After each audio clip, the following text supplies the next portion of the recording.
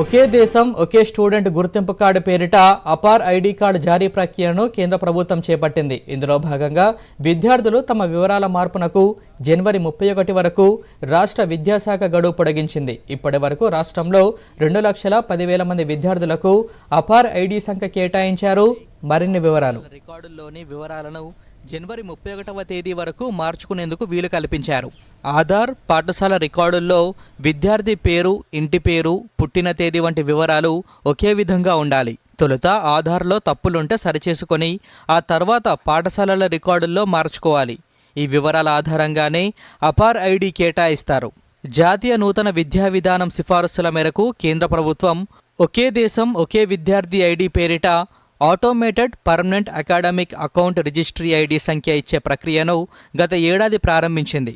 శిశు తరగతుల నుంచి ఉన్నత విద్య పూర్తయ్యే వరకు అదే అపార్ ఐడి నంబర్ ఉంటుంది.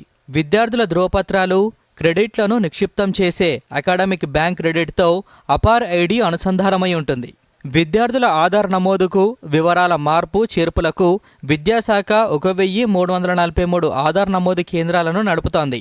2023 జనవరి నుంచి ఇప్పటి వరకు ఈ కేంద్రాల ద్వారా 1,11,000 మందికి కొత్తగా ఆధార్ నమోదుతో పాటు 9,72,000 మంది విద్యార్థుల వివరాలను మార్పు చేశారు.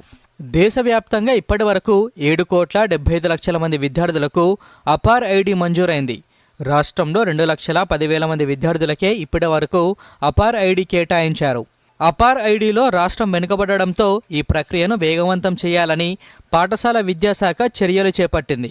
విద్యార్థుల వివరాల మార్పులు చేసే అధికారాలను కింది స్థాయి అధికారులకు కేటాయించింది. Bureau report.